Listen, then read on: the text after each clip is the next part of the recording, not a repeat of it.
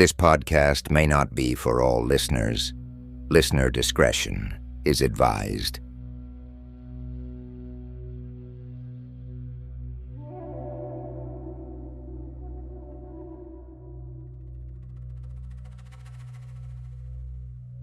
Imagine a monstrous bird of prey, said to command the very skies themselves, with wings as wide as a house is tall, and eyes that burn like embers from the underworld.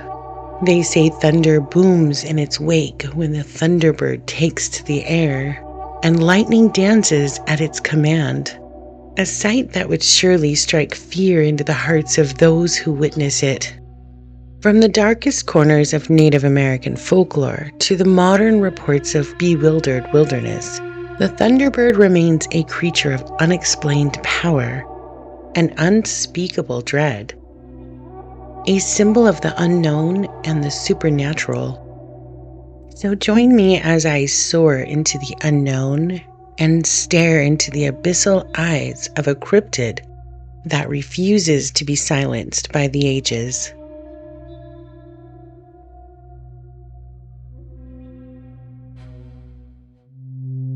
The Thunderbird is a creature deeply rooted in Native American folklore. Stories of a massive bird that can create thunder and lightning by flapping its wings prove the Thunderbird's enduring presence in their traditions. Thunderbirds are spoken in hushed whispers, not as gentle guardians, but as primal forces that command both awe and terror. Their beaks crackle with lightning that can scorch the earth as easily as it nourishes it.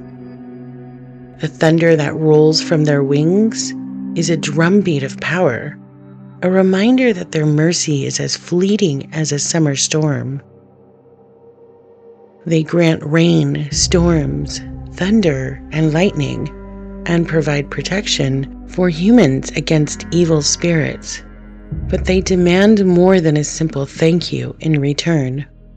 They want your prayers and your gifts, and all must be pleasing, lest the Thunderbirds unleash a fury and the land may not survive. The Thunderbird is described as everything from a giant eagle to a prehistoric pteranodon. Over the years, countless eyewitness reports have come from very credible sources. Park rangers, police officers, and people who know what they're looking at. The descriptions are remarkably consistent. A huge dark bird with an enormous wingspan. Some have suggested that the Thunderbird might be misidentified, like a California condor or an eagle. But those birds just aren't big enough to match. Others have proposed that it could be a surviving pteranodon or something else prehistoric. But without a body or even a bone, that's purely speculative.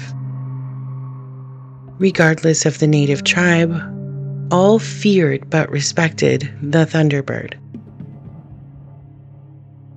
The Arapaho tribe associated birds with different seasons. For example, a white owl represented winter, and the Thunderbird represented summer. The Algonquian tribes believed the Thunderbird was powerful, a spirit revered for its role as a liaison between the human world and the Creator's realm. Yet the encounters grow most ominous within the cursed boundaries of the Bridgewater Triangle.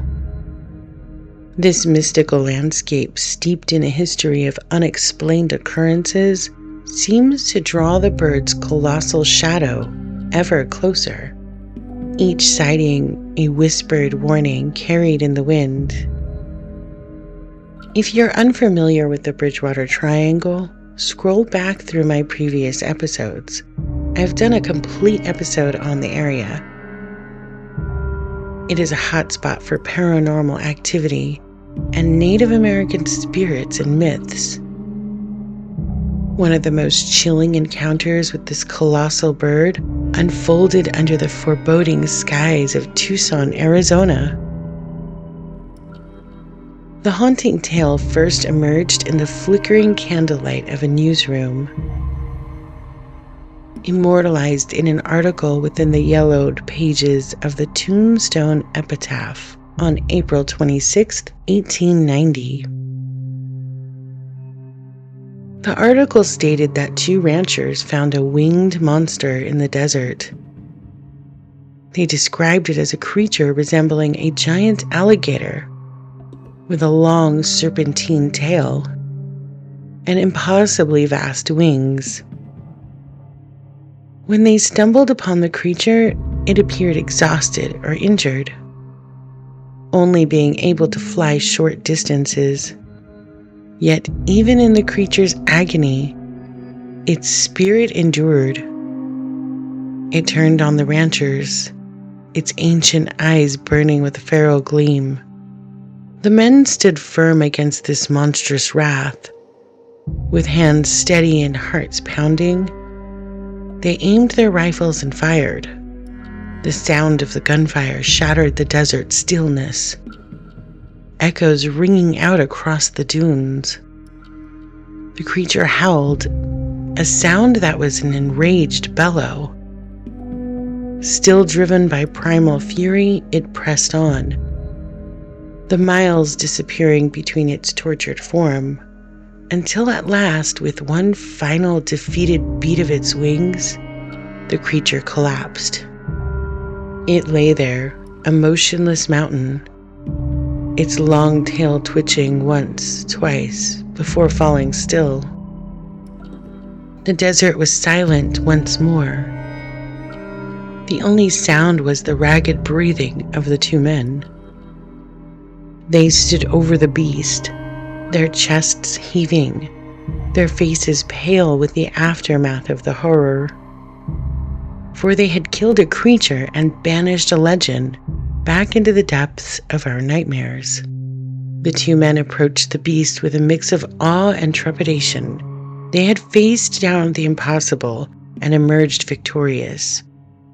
But now they were faced with the daunting tasks of comprehending the full weight of what this meant. As they drew closer, the creature's enormity became even more apparent. It stretched out before them, a titanic corpse that seemed to dwarf the very desert itself. The men paced out its length, their footsteps echoing in the stillness. 92 feet, a length that defied belief, that made a mockery of the natural order. Its body, the bulk of a gargantuan alligator, ended not in a tail but in two massive clawed feet. Feet that seemed better suited to grasping and tearing than to walking upon the earth. And at the fore of this monstrous form, a head that seemed chiseled from the very nightmares of the ancients, as it was 8 feet in length. Its jaws open, revealing rows of teeth, sharp as knives, and within the depths of its skull, eyes that glowed even in death, orbs of malevolent intelligence that seemed to pierce the very souls of the men. These were not the eyes of a beast, but of a predator, a hunter from the very depths of the legend. The creature's wingspan from tip to tip was 160 feet, and it was not feathered like an eagle. Instead, it was smooth, almost serpentine, the skin glistening in the moonlight like a snake's belly. The ranchers took a piece of its wing and set off for home. They planned to come back in daylight and skin the creature. Was this tale true? Had ranchers really killed a giant bird?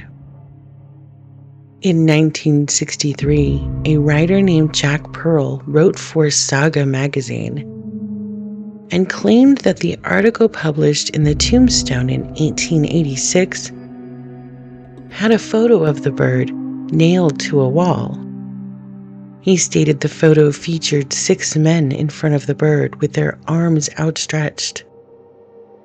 Soon after, other writers and researchers also claimed to have seen this photo. We may never lay eyes on this photo, but the chill of this legendary bird never truly fades. And so, dear listeners, I leave you with the haunting image of the tombstone thunderbird, a terrifying creature that has etched itself in the very fabrics of Arizona folklore.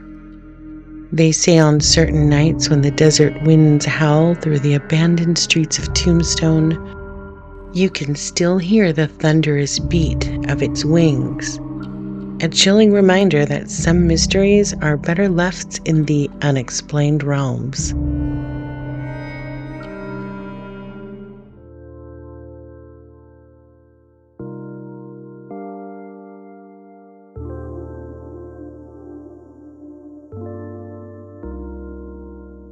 You're hearing Blue Steel behind me with their track Dominion.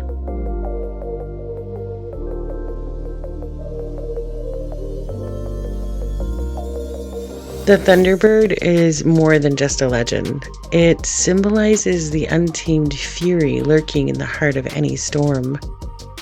They say this legend haunts your dreams. So may your slumber be undisturbed by the wings of the Thunderbird.